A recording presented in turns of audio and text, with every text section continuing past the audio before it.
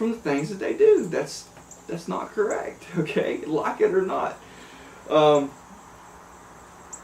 So then we move on to the last one that I'd like to talk about is in terms of the financial aspects of this is the last lady, excuse me, that decided in this is a woman in my home state in Raleigh, North Carolina, who makes $69,000 a year, and she talks about having to skip doctor's appointments to save on the copay. Why are the copays and the deductibles higher than at any point in U.S. history? The government took a heavier hand in control of that market. Intentionally. Okay? I can't afford some out-of-pocket deductibles, and I forego things like that also. Because we were incentivized with the federal takeover of the healthcare industry to forego some of those. Okay, it's how they ration the care. It's one way to ration the care. But anyways, she talks about this $69,000 a year, and she does say that it's not just about wanting a pay raise or extra income. It's about wanting a livable wage.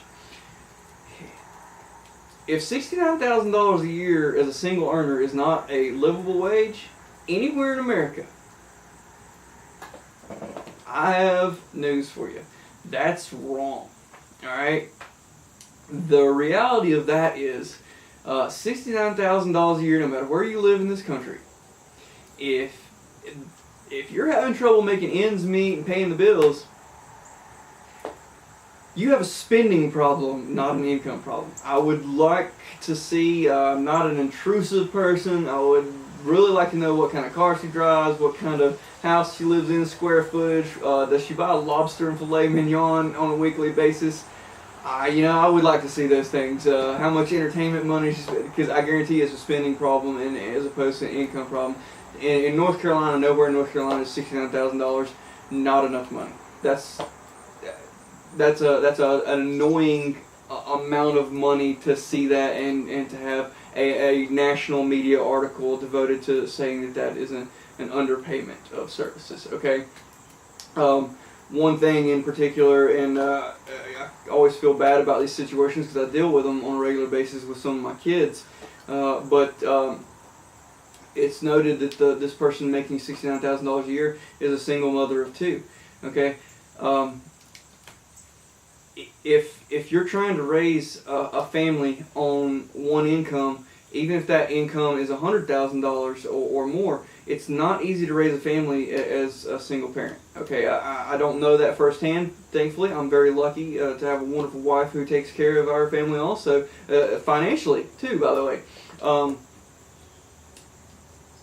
That says a whole lot more about how easy it is to raise a family with two earners and with two adults responsibly acting in a household. It says a lot more about family structure than income disparities or income negligence, I guess, on the part of the state's wages or whatever. That's something that a lot of America would prefer not to talk about, though. We have set up this welfare system that encourages a broken family to too high of a degree. I want to be the guy that helps those in need and those that lose a spouse for whatever reason. But when you apply these incentives to certain living conditions and certain familial outcomes, and you should expect to get more of those outcomes. All right. If we had a system that encouraged a tax system, that encouraged a greater solidarity in terms of family structure, I think most of our poverty issues in this country would be alleviated nearly overnight. It's incredibly easy to live in a two-head of household, adults, responsible adults, raising your family or monitoring financial outcomes, educational outcomes, anything that you want to talk about in relation to raising a kid or making payments or anything of that nature.